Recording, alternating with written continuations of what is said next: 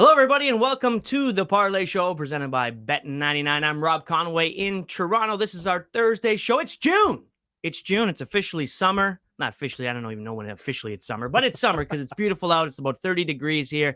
And joining me is my co-host. He is Albert Vartanian. AV, how are you, my man? Good, man. How you doing? I'm doing very, very well. Like I said, it's beautiful. I got some golf going on tomorrow, so I'm really looking forward to that. We got our other co-host. He's in Ottawa.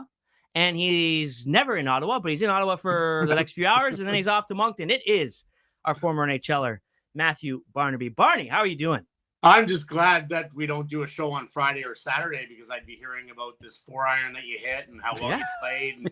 And so I'm happy. It's going to be Tuesday. Hopefully you forget about it. But yes, off to Moncton in a few hours and excited to get down there. It's always a great time. Hockey tournament, a little golf, and seeing lots of alumni. Should be fun. So I just want to say something. So you've been away doing a bunch of stuff for a long time, but you're also on vacation in Europe for how long was it? 10 days, 14 days? 16 days, yeah. 16 days. You just got back earlier this week. And the last 2 days you've texted me. I think we have one of the pictures you sent me. That's the picture I get. It's you at Camelot with a beer. Like, I understand you're retired, Barney, but I would like to know if you do anything but not have the best time ever. I try to live a good life. I think so. I do a good job of it. I've never been accused of not having fun. No, I've never been accused of doing that. My wife brought up a good point. I didn't know this till last week. She goes, you know what? At some point, we all just die. So you know what? I'm gonna have fun. And now I am a new member of Camelot. So I know. All right. Round of applause. New member of Camelot. They don't know you very well there yet, and they will. And I'm sure this is a probationary membership. Pierre Dorian's a member there, so we're going to have some good times. Awesome. That's great. And we did golf with Pierre at the Sens tournament. He is a great guy and a great golfer. He better be giving you a couple strokes if you guys are playing. Yeah, I'm sure he will. Hopefully he's still around here in a few weeks after the sale is all done, and hopefully he gets a chance to keep what he's building. Yeah, because he's doing a great job there. Speaking of the general managers in the NHL, big announcement today from a couple of teams. One, the introduction of Brad Treliving in Toronto, and then not technically a GM anymore, president of hockey operation Kyle Dubas heading to Pittsburgh. Barney, I just want to start off by saying the one thing that frustrates me the most about sports in general. The NHL is a sports league that does it a lot, but everyone does. Is you have a guy who was a GM for 9 years at a place who did a really good job, but never came anywhere near to achieving the actual goal they want to. Another guy who was a GM for 5 years, part of an organization for 8, the same thing. And yet both of these guys were unemployed for days. Now, I said if Kyle Dubas got fired, he would and should get a job. And I'm not saying that he did a bad job or anything. And Brad Treliving, much the same. Those are successful teams that have been to the playoffs. But what is it, Barney, that they continue to? It's not even a year off or an opportunity to try other things. Boom, right away, 2 guys who did not succeed at their last positions are immediately hired in the NHL. Pretty simple fear from the higher ups. If you're a president of hockey operations, you're Brendan Shanahan. You went with Kyle Dubas. You gave him your chance. You haven't had success. You have 4 great players when you look at the core 4 in Toronto, and expectations are high. Now it's not about making the playoffs anymore. It's about not winning one round. It's about winning a Stanley Cup. You look at Vegas and Florida. One of those 2 teams is going to win a Stanley Cup before the Toronto Maple Leafs. And Pittsburgh is the same way. I mean, expectations are high, but it's fear in hiring someone new that hasn't been in that role before. And that's all it comes down to me, is these guys have been in the position. They know how to run teams, and where they haven't had the epitome of success, they know the league, they know the players, they know the GMs, they know how it works. So I think when you look at a guy like Treliving, and it frustrates me too for new guys trying to get in, and that's coaches, that's GMs, that's all of the above. But, when you look at Treliving, I think it's really their strong point in Calgary has always been the back end. And he's really done a great job of building that back end and making them pretty sound defensive team. Now that goes with the coaching and everything there within, but that's to me why he was probably brought in, and the experience that he's had. He's a good GM. He's a terrific guy. Yeah. But expectations are now set very, very high. And I would be very surprised, very, very surprised if one of the core four is not gone and they shore up that defense. Yeah, and listen, that's what Shanahan said after Dubas was gone. He goes, someone whose experience is the attractive option, like Barney was saying. And you know, Barney, better than both of us here, how difficult it is to win a Stanley Cup. Right. And that's what Treliving was saying today at his press conference. I thought he said all the right things. He spoke really well. But he goes, listen, there's essentially an 8 seed in the final that were a Pittsburgh Penguins win away from not being in the playoffs. Like, that's how difficult it is to get there. And so I just think Treliving does come with a lot of experience. Like Barney said, on the back end, he had Brody and Giordano for 7 years. I think he drafted Adam Fox, Dougie Hamilton, and he was kind of unfortunate in those situations too, because those players, you know, Goudreau, Kachuk, Adam Fox, Dougie Hamilton, they didn't want to extend, but that's not because of Treliving, right? That's because of the market in Calgary. Here in Toronto, I think he might have a lot more success. And it's not, again, it's not to take away from the success that these two guys have had. And like I said, both of those guys, that was not going to be their last gigs in the NHL. I just find it like in sports, in all these leagues, there's 30 plus gigs for each level. And like Barney, like you said, it's just so hard to draw in. Now, look, Brendan Shanahan did it with Kyle Dubas by grabbing a guy out of nowhere. And so it's not to say that is never done, but it was somewhat surprising to me how quickly guys that were technically unsuccessful what they did. Now, there's so many more things to being a general manager than just winning a Stanley Cup. But that is your mandate, right? That is your mandate from the fans, from management, from ownership, from the players. Everything is to create a Stanley Cup winning team. And now these guys did it, and they were unemployed again for a very short period of time. Yeah, there's definitely a feeling, right? I think the main thing is, like, when we look at the start of the year and we look at odds, we're in the gambling business. Yeah. When you look at a team like Ottawa or Buffalo or Columbus, Philadelphia at the start of this year, you're like, okay, they aren't playoff teams. So you judge their GM because they aren't playoff teams. They haven't built a roster, or maybe they're in a transition, whatever it may be, or they aren't ready for that next step. But you look at the Calgary Flames at the start of the year, you're like, okay, Stanley Cup contender. That's Brad Treliving that put that team together. He did the best he could. I think we all can agree when Matthew Tkachuk asked for a trade and wants to move on, you get the best return possible. No one would have said Huberdeau, who had like 115, 118 points last year. Mackenzie Weegar coming back wasn't a great return. Now, they didn't have the success. That lays on the coach, and that's why Sutter was fired, because a little too old school probably for these guys, didn't work out. But you look at the roster that was put forward by that team or for that team and that coach, that's Treliving. You look at Dubas in Toronto, you look at the team that he put, you look at his trade deadline, you're like, okay, this is a team that can compete for a Stanley Cup. Now, he still has to take some onus that they didn't get the job done. But to me, you look and expectations are that they are going to compete for a Stanley Cup. So we look at those numbers, we look at where we project them. They did a great job in assembling those teams. It just didn't work out because, like he said, it's very hard to win. I played 15 years, never came close, never got a sniff. And only one time did I truly feel that I had a chance, and that was in Colorado. Yeah. Now, with regards to Kyle Dubas and what he might have to do in Pittsburgh, obviously you have a core there that's not like the core four in Toronto. It's a much older one. And, you know, part of why he didn't want to stay in Toronto is he didn't have a lot of control. But do you think this, you know, the ownership, Fenway ownership, whatever, do you think their mandate's going to be, look, you got to come in and figure out a way to win now, and then you can get an opportunity to put your hands on it and redo in a couple of years? Or is this something that maybe he's going to say, no, we need to start rebuilding now? These three players, Malkin, Crosby, Letang, it's over for them. Yeah, a couple things. Kyle saying it's Toronto or it. Come on, everyone lies. Don't listen to people are on Twitter like, oh my God, what's he saying? It was Toronto. Come on. We knew he was going to get another job. We knew it was going to be somewhere else. It's not a GM, it's president. Okay, let's move on from that. We know why he left. Him and Shanahan butted heads. They weren't sitting together, and it was pretty easy to see they weren't sitting together during games anymore. There's your first clear sign. So is the mandate to win now? It has to be.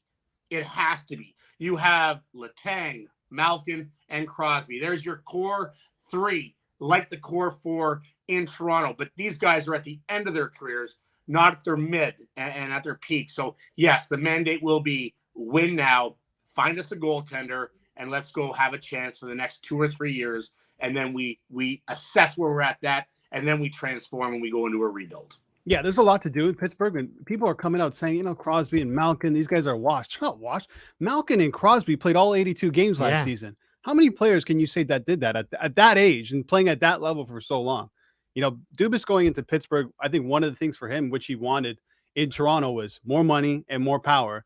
And he got both of those things in Pittsburgh. So you can't get on the guy for going back on what he said. He got a better title, right? He's Absolutely. got Shanahan's title. That's a great gig. The president of hockey operations for Pittsburgh Penguins, the second they time don't ever. get fired. Yeah. You do the firing. That's right. No, that's a great point. It's awesome. It's awesome. That's what I want. You played in Pittsburgh. You think they're happy with that? That let's be honest. Kyle Dubas goes from an analytical, aspect. Do you think the fan base there will be happy to have that, or are they an old school type of fan base?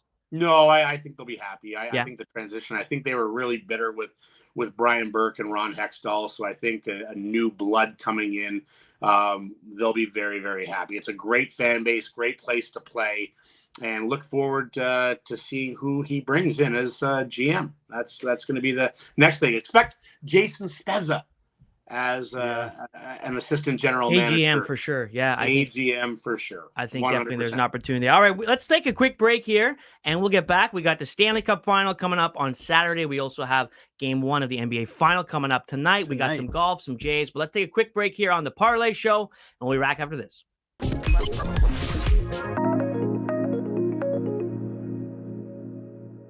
Hello and welcome back to the Parlay Show presented by Bet99. Rob Conway here, Albert Vartanian in studio with me, as well as Matthew Barnaby in Ottawa. Let's get right into some of the action that we have coming up tonight and throughout the weekend. We have the NHL Stanley Cup final starts on Saturday. Tonight, the NBA final start, as well as some golf, some Jays. We'll start with the NHL. And Barney, this is one of those situations where the line since our last show on Tuesday is starting to move a bit, a little bit of money coming in on the Panthers. Not a huge line movement yet. The Albert Vartanian money hasn't come down on what he picks. So that's when the line really moves, when AV makes his decision. Yeah. But what do you think here? I think you're starting to see more and more value come to the Golden Knights. And I had them in the final. You had them to win. I like where they look right now. Yeah, 124 for the series, starting at home. Yeah. To me, the better team. I think the X factor in this whole thing is Bobrovsky. People believe Bobrovsky is better than Hill, and I agree with them. He's able to steal a game. I don't know if Aiden Hill's capable of stealing a game, but I don't think he's going to lose them a game. I really don't. I think that's where we're seeing the value on Florida. And they play nasty. They play hard. They're in your face.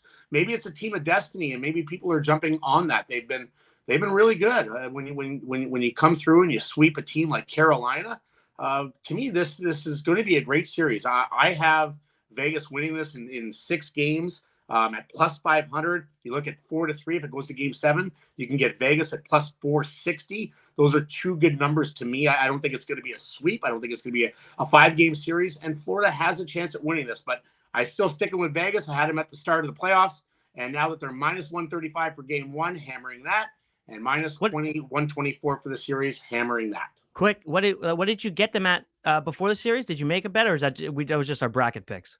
That was just our bracket picks. Oh, okay, cool. I think they were 143 when it opened, right? Am I wrong? No, it was I meant when before the playoffs. Oh, before the playoffs. Yeah. You're looking great. Yeah, I'm with Barney too. I mean, I'm all over Vegas. And the thing is, if you look at the goaltenders, let's say both of them get lit up and take those goalies out of the equation, which team you going with? You're still going with Vegas, the better team. Yeah. So that's kind of how I look at it. Yeah. I'm interested to see how Bobrovsky bounces back from all this rest. If this is what he needed, or it throws him completely off his rhythm. We haven't seen a shaky Bobrovsky yet. No, not and once. I've seen plenty of shaky Bobrovsky in the last couple of years. You can change the stripes on a zebra once in a while, but it's still a zebra.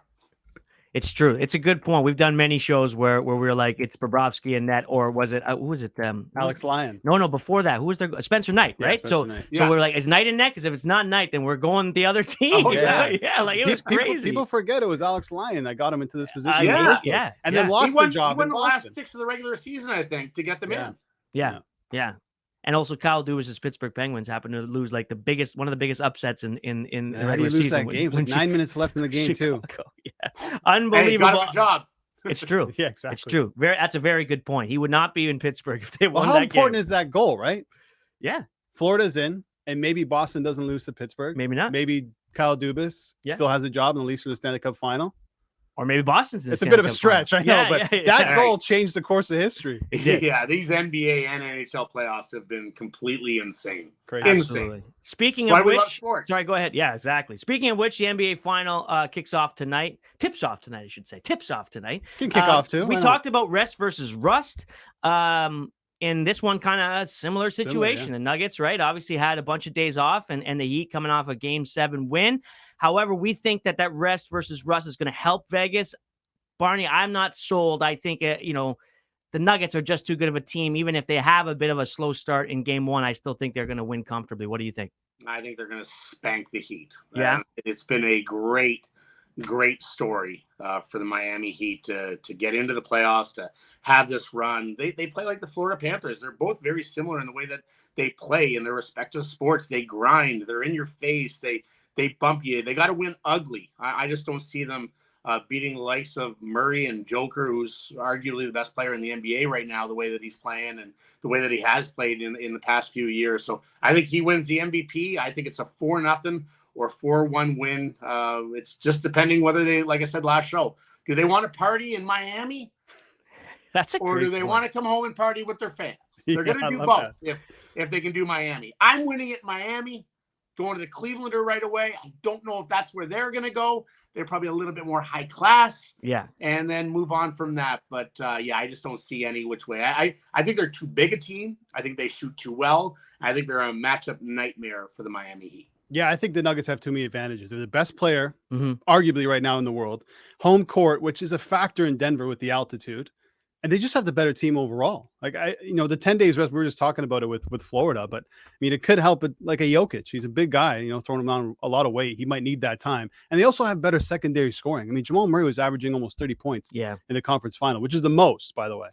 But the books continue to spit in the face of Miami. Like, again, +9. They were That's how it plus 8.5 goes. in every game against Boston, like when they were on the road. The Heat are pretty good ATS, actually, 13-5. They got to be, right? I mean, they're winning games outright, but I mean, they've been great. I'm not laying 9 points. I can tell you that. Yeah, no, that's too big, Barney? Too big. I'll wait to live bet it during the game. It's too many points. Listen, we all know how it can get away from you at the end of the game and how they can build that up. But 9 points is just way too much in a game one. So I'm going to wait, live bet it. Hopefully Miami scores some points early. We get it down to 4 or 5 and then hit it. Yeah. It's a good way to go about it. 219 is the total. It was like 203, I think, in Game 7 with Boston and Miami.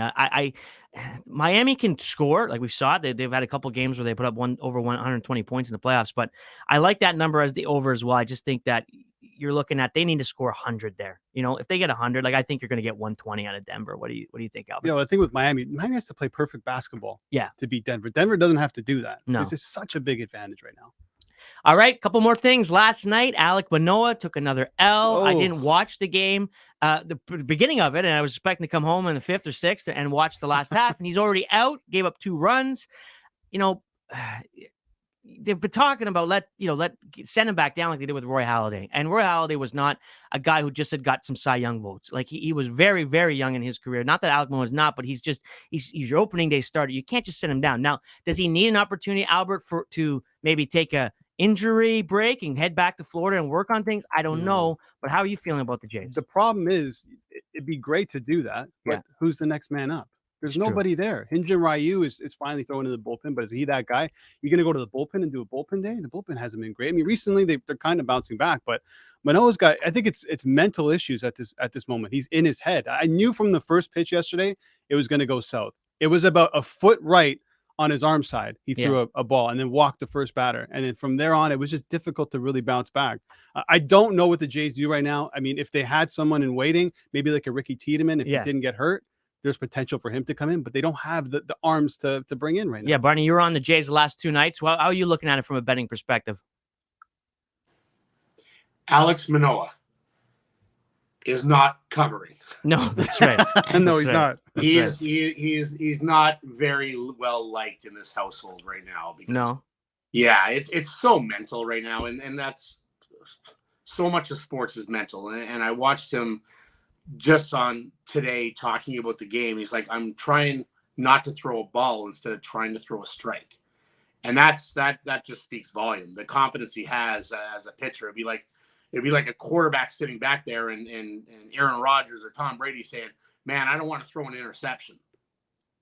No. I want to throw a touchdown. Yeah. And that's where he's struggling right now. So I've been betting him every time in the last 3-4 games, and it's not going well. So hopefully he can figure it out. The Jays need him to figure it out. He was their ace last year. He's too talented, too big, too strong. Hopefully he figures it out. But the Jays when he's pitching right now. Hey, Barney, just asking you, back in your playing days, have you ever gone through something similar where it just wasn't working for whatever reason? Well, I was fortunate. I just had to dump the puck in, so it always worked. It was. I didn't have to worry about going out. The more you played, you'd go through the streets. You're like, man, I can't put it in. I can't feel it. And you do have those confidence issues. You get through the net. Now you start passing the puck off to other guys instead of, just being confident in yourself. And it just takes one. It takes one win. It takes a good outing for him, for a guy that's trying to score a goal. I played with Jeff Sanderson a lot of those years, and he was a goal scorer. And you could just see it in his face, and you just like, relax, man. Just keep shooting the puck.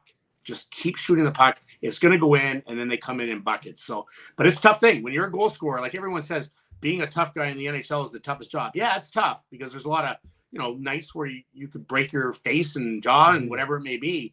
But the pressure is like you control your game. Like I can drop my gloves and change it. A goal scorer doesn't score for 5, 6, 7 games, and that's pressure. That's true pressure. Same thing for a pitcher in any sport in those very tough positions. Yeah, he must feel like he's on an island of his own too. Yeah. I mean, and considering he's the guy. Yeah. He knows that if he gets it together, the rest of the team will probably get it together. That's a lot of pressure. It absolutely is. And like you say, the reliance on a guy like him to bring forth the rest of the team, and from a hitting perspective, whether it's Vladdy or Bo, if they're struggling, and once they get going, it kind of it's a ripple effect. And he knows that, and that's the added pressure of being the stud, being the ace on a team. It's not just him, right? Vladdy's going through some issues. Yeah. The whole team was. Yeah, it's just they're gonna bounce back. His ERA is 5 times the amount of my GPA. That's not good. That's not good. That's not good.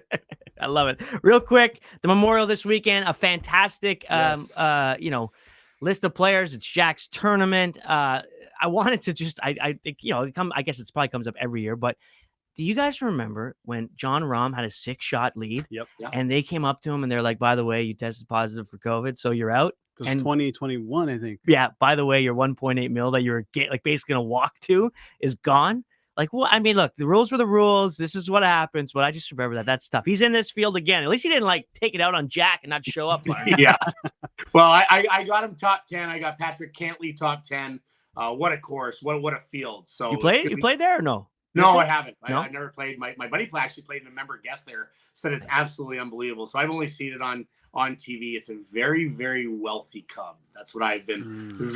A lot of money in Ohio and a lot of people out of town memberships. And then we got the RBC Open. I know. You going to be down here for that, Barney? I am not. I okay. am not. No, I didn't get an invite from anyone. So, no. Got to get you in the Pro-Am, man. Yeah, there's a celebrity Pro-Am. Yeah, I don't know if I'm ready. Well, I know you're not ready, but that doesn't mean they wouldn't invite you. You know what? I can't wait to get you. I hope that snap hook comes for the 36 Open.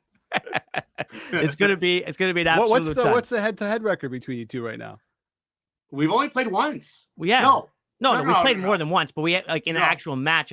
We the one time we played with Rhonda and Kim. I think I took you down because I was like 4 under on the front 9. Yeah, no, but you beat me in the 36 Open. All the times we actually were in a competition. We got to do match play. You two get the cameras on the court. We're gonna do that. That's got to happen. We're gonna do that. We'll do that. There has to be strokes involved, obviously. Yes. Yeah. He is a PGA pro, and I'm just a lonely hockey player with Bobby Block over here. Yeah. Yeah. No, everyone's a tour player until they want to get strokes, and all of a sudden I can't hit it. My game's terrible. You ask Paul Barney, you're not asking for strokes. Like, yeah, I'm hitting it great, I'm puring it all day. Second, we get to the first tee. Yeah, I haven't really been feeling it today. I love it. All right, Barney, you're off to Moncton, of course, because why not, right? Send you a picture of a golf course and a beer. Of course. Beautiful. I love it. I would expect nothing less. Well, Barney, you take off. Have a safe flight. We will see you again next week. Enjoy your weekend out in Moncton and have a great time at the tournament. Coming up next on the Parlay Show, we are talking F1. They are heading to Spain, and it's Sarah Ferrari who will be joining us next.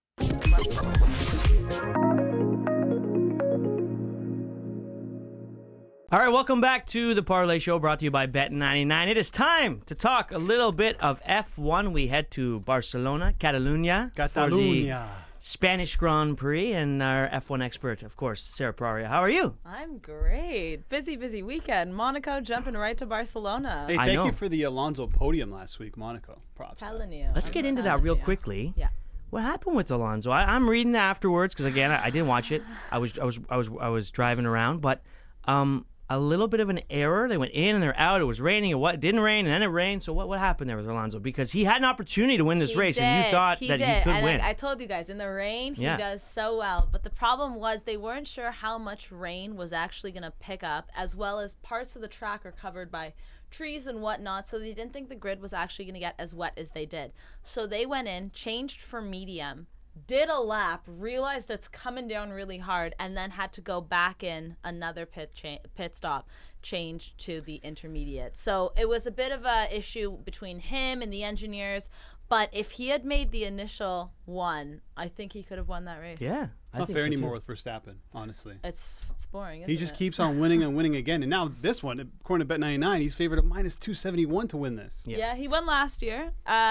It's hard to bet against him. It's kind of becoming like if you're a betting man, you gotta look at a bigger picture here. Maybe pole position or podium, top 6. If there's gonna be a safety car, even. But right now, to win, it doesn't really make sense to go for a winner. You got to get creative with the bets, right? Exactly. What is it like? Because last week in Monaco, I think he was plus 200, plus 240. I can't remember exactly. Now he's minus 280 or whatever. And why is that such a big change from the track in Monaco to here in Barcelona? Because usually he doesn't do as well on street circuits, which is what I was saying last weekend. And then Checo screwed up his whole weekend by doing this qualifying and crashing out and basically finishing 20th on the grid. So his whole race was done. Monaco's one of the most difficult places to overtake. He wasn't going to go from 20 to podium. There was no way. Now we're talking an actual circuit. He won it last year. This is also a really fast circuit. It flows really well. There's a massive speed trap here. Verstappen has the fastest car. He's going unless there's a crash, I'm sure he's going to win. Okay, so let's talk about some of the other guys. And Fernando Alonso, who the last Spanish driver to win this thing. I think it was 2013. Back-to-back podiums. I think he's been on podium 4 times this season. 5 out of 6. 5 out of 6. There you go. And Crazy. so, should we expect some more of the same? Like, how close is he getting to actually winning a race? I mean, every race we watch, it's like just one minor error that seems to be, stopping him from winning. But he's right there. The problem is that when he's tailing Verstappen just has such a better car that every lap it's like another second. So it's hard to keep up with the Red Bull. Is there more pressure on Alonso to win this one than any other race on the circuit? Being Spanish in Barcelona? I think maybe for himself, he wants to win in Spain, and it's been so long. It's been 10 years since he has, and what a story that would be. Like, the romantic in us wants that. But I think for all of us watching, we're not expecting him to win, and if he does, we'll just be just as happy for him. I think it's just been, as a fan base, like, so exciting to see him leave F1, come back at his age and be podiuming almost every race. This is great. Yeah, he's one of the favorites here. Listen, the podium, he's minus 228. So the expectation is for him to finish at least in the top 3. Yeah. Anyone off the, you want to talk a bit about Ferrari? Anyone off the, I know Ferrari's not really off the charts, but that you think has an opportunity to maybe jump up to a podium? Listen, here's the thing with Ferrari. They've made some adjustments to their car. And remember telling you guys last week that Mercedes had, and they didn't really, weren't able to test it out in Monaco. It's too difficult of a track. So Mercedes, Ferrari, and Aston Martin have all made some changes. So it'll be interesting to see how that comes into play. But for me, this is the issue with Mercedes. 5 out of the 6 poles, they have placed in the top 3 for qualifying. So that means I think 4 of them were Charles Leclerc. Carlos Sainz finished in a P3 position for qualifying in Miami. They have one of the fastest cars when it comes to doing one lap. one lap, Ferrari might be the fastest car, but when it comes to Sunday and them needing to do the entire race, they can't get it done. And I think it's an issue between the drivers as well as the team. Again, in Monaco, they did a double pit for Ferrari, screwed up the entire race again for them. Carlos Sainz hit Esteban Ocon as well. His front wing was damaged almost at the beginning of the race, and he continued to race like that. The decisions being made by this team as a whole are just not good.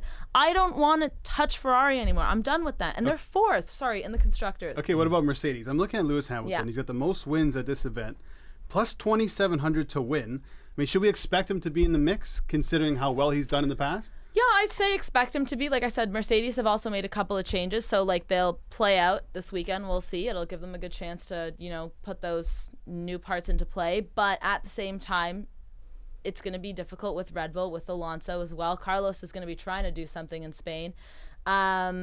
Checo as well. If Checo finishes P2 in this race to Verstappen's P1, we're 7 races in and he's 50 points behind Verstappen. It's insane. We're 7 races in and the whole thing is over. So there's also a ton of pressure on him. So, I think Mercedes would probably be a good bet. But there's a lot of pressure on everyone right now. Yeah, Hamilton to a podium, plus 250. I actually like that a lot. I think that's a fair shot. Oh, write it down. Wow. That's a big jump from winning. It's like you have absolutely no chance of winning, but you might come second or third. Yeah. That's basically what he's those heavily odds are favored saying. for top 6. If you want to bet him in the top 6, you got to lay some serious juice. Yeah. So when you're looking at this track, again, for a casual like myself, what is it? We talked about Monaco, it being, unpredictable and it's obviously a street course and the views and people right on top of it and all that stuff. What is it about this course that's unique? This course is super fast, and actually they changed the last chicane of this course. They took it out because it was initially meant to be there for overtaking. But what they found out was it was slowing drivers down up to 6 seconds a race, which in Formula One world is, years. So they've changed the grid, which will be really interesting to see. And it's the last corner before a massive speed trap where we are going to see hopefully a ton of overtaking. It's exciting to go from Monaco to Barcelona because I think it's completely opposite courses. One's really fast and you can overtake and the corners are, tough, whereas Monaco's street circuit's super narrow, unforgiving. So I think that's the biggest take. You're going from one extreme to another, and it'll just be exciting for the fan. Dude, did I read that Brad Pitt is filming an F1 movie and he's going to be on the track with these guys? I hope so. No, Did you hear about this? Yes. I thought that was in Miami. He did that though. I think it was in Miami. I thought he was going to be with now them it's coming throughout. back. Okay, so maybe I'm mixing it up. Right. So he's actually on the track with these. Well, no. Drivers. So I don't know what he's doing, but I have a feeling he's driving 40 and they're going to speed up the film. Yeah. Right? That's Yeah. got to be It's what But also he'll be on not- the track with them, is what I'm saying. It's not going to be during a race. Okay. There's an I absolute think I can't film a Hollywood movie I during think, the honestly, race. I read one of these, these TMZ type of tabloids, Yeah, and I'm yeah. like, this can't be real. No. Hey, we To need be to get honest, I box, just read the box, headline. box. I didn't dive into it. I was hoping Sarah knew something about it. 'cause I'm This like, is how cool is that? I This is the know, Formula WWE One. where they can just mix in a Hollywood What? actor Can for I no get reason. Brad Pitt's odds to podium this week or what? That's right. That's crazy. That would be a Shout lot. out Brad Pitt. Oh I my figured maybe more of a God. Tom Cruise would be the F1 guy. Oh my God. They see a problem with Tom Cruise is he wouldn't let him put a governor on, where they Yeah. could actually slow him down. Oh, he would he'd be be like, like, I "I'm want it going, to go he's 240 going, right he's now. flying into the corners. That's just what Tom Cruise would do. I'm gonna ask you a surprise question. The very first time I really was introduced to you and met you was during the World Cup and during the run of Argentina and your adoration for Barcelona. And news broke today that it looks like Messi is not going to be sticking around in PSG. And are we going to be able to see him on a pitch at BMO Field anytime soon? Not in uniform, but in the other team's uniform. But I don't think anytime soon, because the latest rumor is that Inter Miami are allegedly putting a $200 million deal down for Messi, but then he's going to get loaned this. directly to Barcelona up until the Copa America. I say, as a Barca fan, take it. No money, no problem. You know and what? we get There's Messi. always crazy rumors. We talk about this all the time. Every But this one day. actually makes so much sense. Inter buy him, loan him out, bring him back to MLS. And official as of today, he's done with PSG, which is massive. Oh, yeah. The last game is going to be this weekend. Yeah. But as a Barca fan, I'm like, this is fantastic. We don't need to worry about the money. He comes and plays for us. This is genius. Yeah. I'm sure. Buy him. It's not but we won't see him play until at least after the 2024 season. you'll It's be good. I mean, Barca's in At the Champions MLS. League. If he goes back there, you could see him in the Champions League again. Hey. You know, guys are like Ronaldo's not going to be there. Benzema looks like he's going to Saudi Arabia. Messi might be like one of the last of that generation to still be around Maybe and do go some for things. an 8th Ballon d'Or. You never know. Have you seen him live before? Yeah, several times. Okay, I've seen so- El Clasico, Ronaldo and Messi. Wow. There's no bigger Messi fan. But well, I know. There is no bigger Messi fan. Seriously. If the one day he does end up at Inter and Inter ends up making their way down on the lakeshore, you'll be there, front row and center. Oh my God, I'll sleep there overnight. That, you know what? I don't like paying a huge price for tickets. Here in Toronto, we get gouged. I mean, other major markets. Yeah. But if Messi's coming to play here, I think I'll pay whatever it takes to In a watch real him game live. too, right? Yes. Like not in some all-star game. Yeah, in a real game. I Why remember not? That might be the last time you'll ever see him. Because I was a big England fan, I was a big Beckham fan. I remember wanting to see him live, and even though I it did was, see him live you know, here, like too. even though it was, you know, with the LA team or whatever, wasn't. It's cool, man. It's so cool. Beckham. Yeah. No, If completely. Gretzky wants to lace him up, I'll go. Not now, maybe, but like, I'd lace him up if Dude, it was. You know, I'd watch him. Remember when Real Madrid came to Toronto and they brought their own grass on the Yeah. plane? Oh, yeah. I went there. I saw Ronaldo play. I mean, why not? That was at the Yeah. Rogers Center. Was that one? No, that was at BMO. Oh. How embarrassing, because we were still on turf. Yeah, Goodness they brought their gracious. own grass. Well, it makes sense, right? You don't want Ronaldo blowing his knee at BMO. Yeah. You Can know, on a imagine? summer's day in Toronto, Yeah, just off the lakeshore. that would be I not can't even good. talk about it. All right, Sarah, thank you very much for joining us. Thank you. On the Parlay Show for Thursday. We're heading into the weekend. Albert, Yes, anything sir. you're looking forward to in particular? This weekend? Yeah. Well, the race, obviously. Hopefully, Yeah. my Hamilton can cash on the podium. The Memorial's going on. Going to be watching some golf. Yeah. And then a lot of lawn maintenance. I'm not going to lie. I got to do some lawn care. Gardening, barbecue, the whole Sarah, night. weekend plans? It's got to be this. It's got to be the FA Cup final, the Oh, yeah. Women's Champions Yeah, League the final. Derby. Manchester Derby. No, there's so much. There's some big games, even though like last a lot of football games. domestics are wrapped up. Yeah. But I mean, we have the Champions League final Champions is League finals, coming so I up was gonna too. say the We'll be UCL, but hosting yeah. a show, so it'll be Yeah. good times. That'll be good. Yeah. All right, Sarah, thanks very much for joining us. Thanks, everybody, for watching. For Albert Vartanian, I'm Rob Conway. This has been the Parlay Show presented by Bet99.